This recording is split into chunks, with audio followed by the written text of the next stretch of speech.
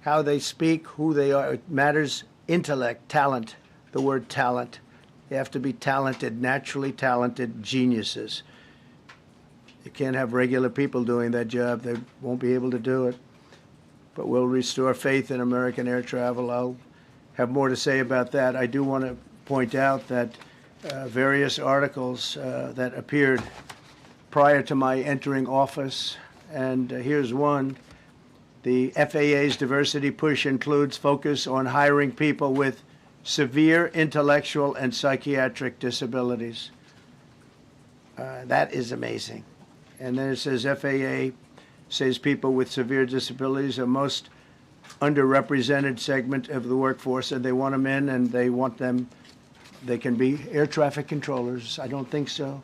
This was in January 14th, so that was a week before I entered office. They put a big push to put diversity into the FAA's program. Then another article, the Federal Aviation Administration, this was before I got to office, recently, second term. The FAA is actively recruiting workers who suffer severe intellectual disabilities, psychiatric problems, and other mental and physical conditions under a diversity and inclusion hiring initiative spelled out on the agency's website. Can you imagine? These are people that are, I mean, actually their lives are shortened because of the stress that they have. Brilliant people have to be in those positions, and their lives are actually shortened, very substantially shortened, because of the stress, where you have many, many planes coming into one target, and you need a very special talent and a very special genius to be able to do it. Targeted disabilities are those disabilities that the federal government, as a matter of policy, has identified for special emphasis in recruitment and hiring. The FAA's website states they include hearing, vision, missing extremities, partial paralysis, complete paralysis, epilepsy, severe intellectual disability, psychiatric disability, and dwarfism all qualify for the position of a controller of airplanes pouring into our country, pouring into a little spot, a little dot on the map, a little runway. The initiative is part of the FAA's diversity and inclusion hiring plan. Think of that. The initiative is part of the FAA's diversity and inclusion hiring plan, which says diversity is integral to achieving FAA's mission of ensuring safe and efficient travel. I don't think so. I don't think so. I think it's just the opposite. The FAA website shows that the agency's guidance on diversity hiring were last updated on March 23rd of 22. They wanted to make it even more so. And then I came in, and I assume maybe this is the reason. The FAA, which is overseen by Secretary Pete Buttigieg, a real winner. That guy's a real winner. Do you know how badly everything's run since he's run this Department of Transportation? He's a disaster. He was a disaster as a mayor. He ran his city into the ground, and he's a disaster now. He's just got a good line of bullshit. The Department of Transportation is government agency charged with regulating civil aviation. Well, he runs it, 45,000 people, and he's run it right into the ground with his diversity. So I had to say that it's terrible. Then it's a group within the FAA, another story, determined that the workforce was too white, that they had concerted efforts to get the administration to change that and to change it immediately. This was in the Obama administration just prior to my getting there. And we took care of African Americans, Hispanic Americans. We took care of everybody at levels that nobody's ever seen before. It's one of the reasons I won. But they actually came out with a directive, too white. And we want the people that are competent. But now we mourn and we pray, and would like to ask all Americans to join me in a moment of silence as we ask God to watch over those who have lost their lives and bring comfort to the loved ones. And I just want to say God bless everyone in this room. This has been a terrible, very short period of time. We'll get to the bottom of it. So we all saw the same thing. We've seen it many times. I've had the honor of hearing tapes. Tapes are scary, very scary tapes. You had a airliner coming in, American Airlines. He was doing everything right. He was on track. He was the same track as everybody else. They came in. It's probably the same track as they've had for 25 years or more. He's coming in the path. And for some reason, you had a helicopter that was at the same height, obviously when they hit, but pretty much the same height, and going at an angle that was unbelievably bad. When the air traffic controller said, "Do you see?" He was talking about, "Do you see him?" But there was very little time left when that was stated. And then also he said, "Follow him in." And then almost immediately after that, seconds after that, there was the crash that took place. Well, you follow him in, that means like everything's fine. Follow him in. You had a pilot problem from the standpoint of the helicopter. I mean, because it was visual. It was a very clear night. It was cold but clear, and clear as you could be. The American Airlines plane had lights blazing. They had all of their landing lights on. I could see it from the Kennedy Center tape. We had a tape up on the Kennedy Center. That seems to be the primary. Thus far, I'm sure we'll see other tapes because it's such an area where there are a lot of cameras looking up into the air, into space. So we'll probably see many other shots of it before too much time goes by. But we had a situation where you had a helicopter that had the ability to stop. I have helicopters. You can stop a helicopter very quickly. It had the ability to go up or down. It had the ability to turn. And the turn it made was not the correct turn, obviously. It did somewhat the opposite of what it was told. We don't know that would have been the difference because the timing was so tight. It was so little. There was so little time to think. But what you did have is you had vision. The helicopter had vision of the plane because you had vision of it all the way, perfect vision of it all the way from at Kennedy Center where the tape was taken. And for some reason, there weren't adjustments made. Again, you could have slowed down the helicopter substantially. You could have stopped the helicopter. You could have gone up. You could have gone down. You could have gone straight up, straight down. You could have turned. You could have done a million different maneuvers. For some reason, it just kept going and then made a slight turn at the very end, and by that time it was too late. They shouldn't have been at the same height, because if it was at the same height, you could have gone under it or over it, and nobody realized, or they didn't say that it's at the same height. At the same height, it still wouldn't have been great, but you would have missed it by quite a bit. Could have been 1,000 feet higher. It could have been 200 feet lower. But it was exactly at the same height, and somebody should have been able to point that out.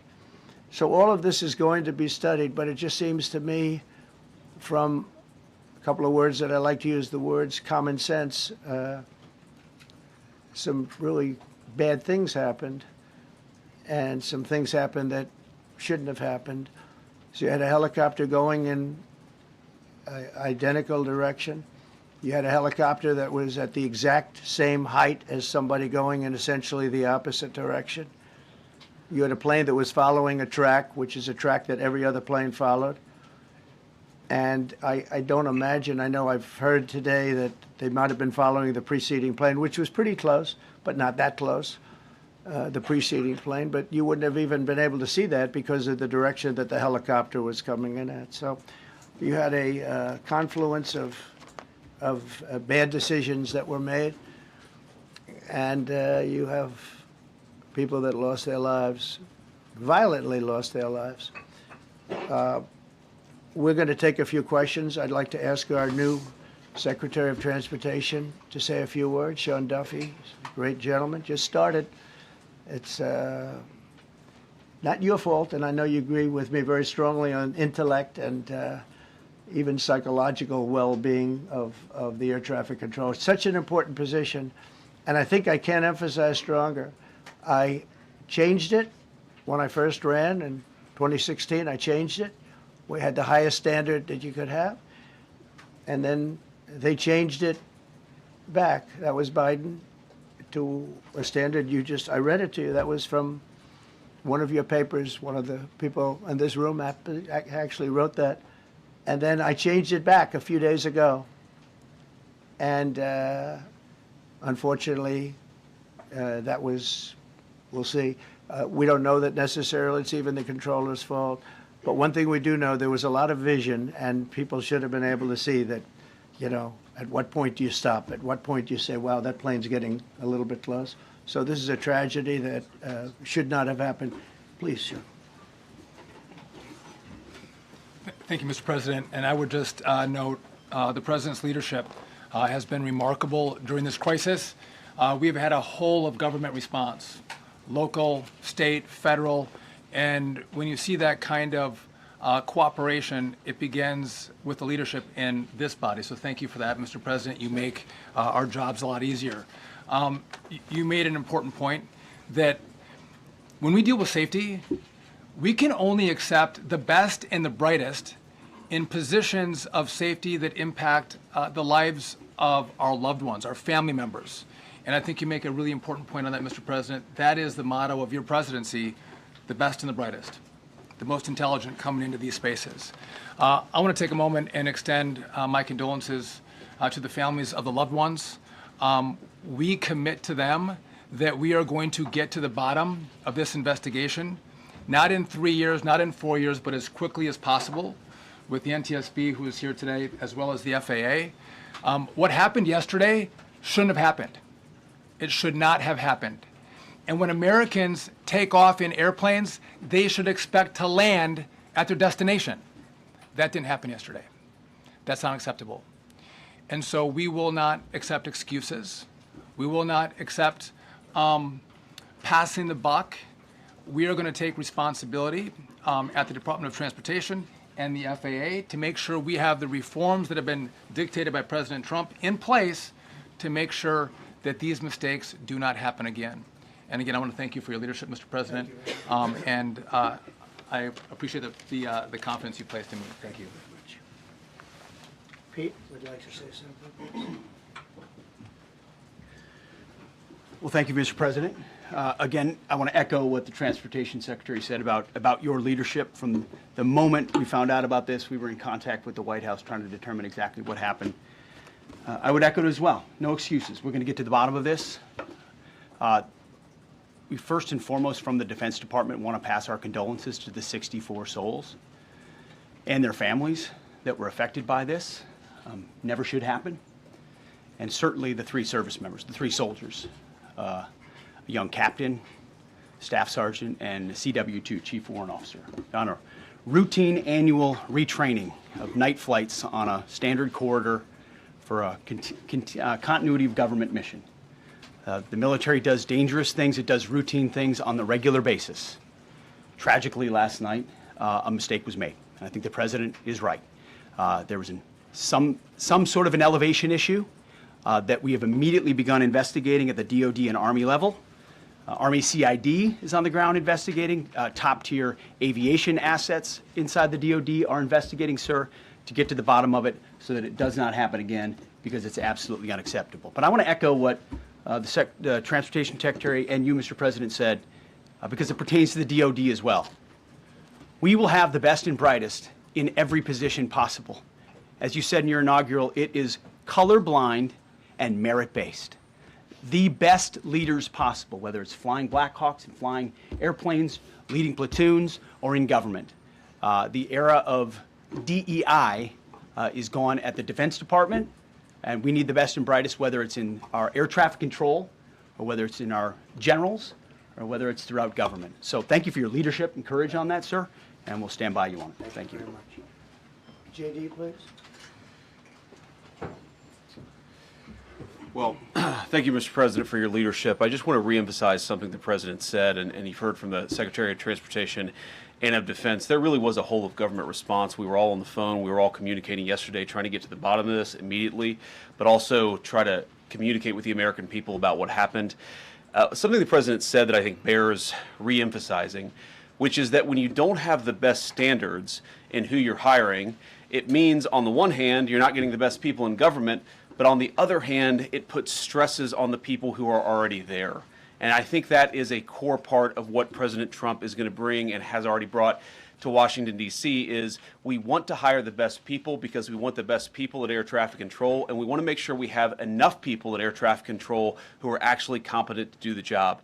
If you go back to just some of the headlines over the past 10 years, you have many hundreds of people suing the government because they would like to be air traffic controllers, but they were turned away because of the color of their skin. That policy ends under Donald Trump's leadership because safety is the first priority of our aviation industry. Thank you, Mr. President.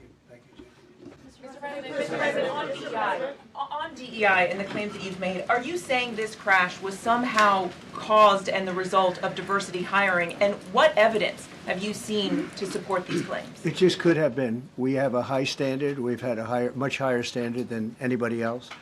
And there are things where you have to go by brain power, you have to go by psychological quality. And psychological quality is a very important element of it. These are various very powerful tests that we put to use, and they were terminated by Biden. And Biden went by a standard that's the exact opposite. So we don't know, but we do know that you had two planes at the same level. You had a helicopter and a plane.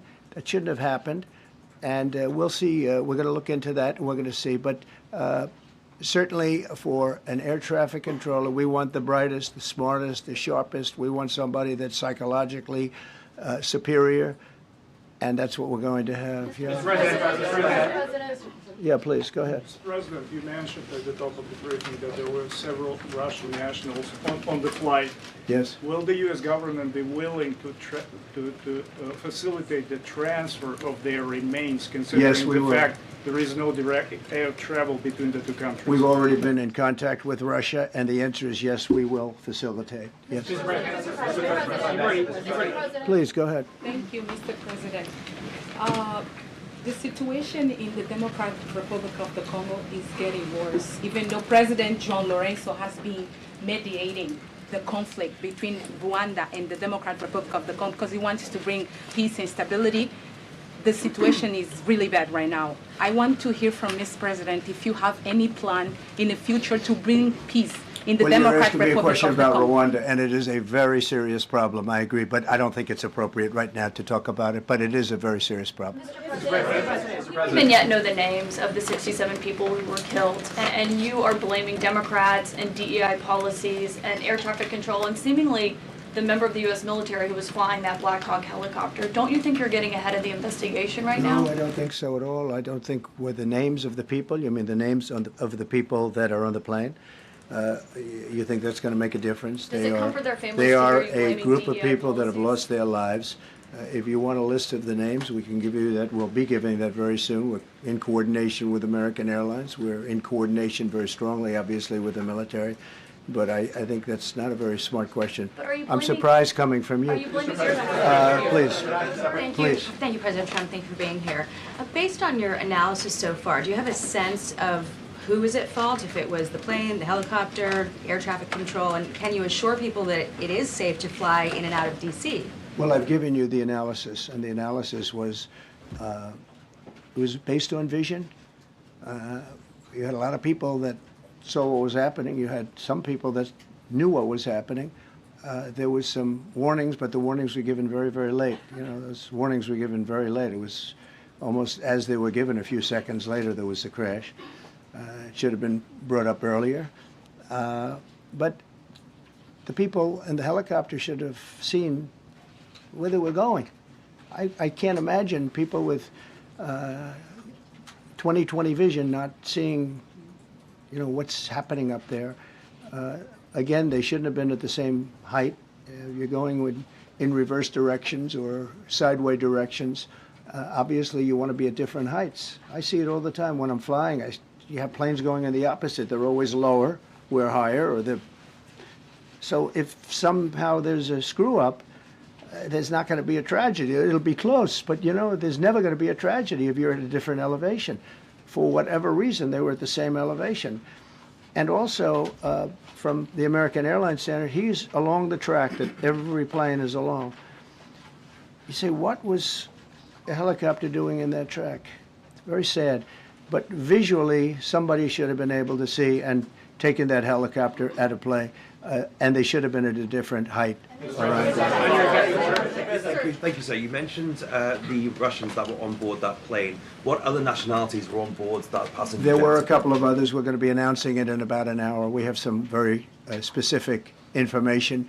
We're calling the countries. We've spoken to most of them, but there were some other countries represented. Mr. President, spoken to President Putin? I have not, no. Mr. President, on your Not about this.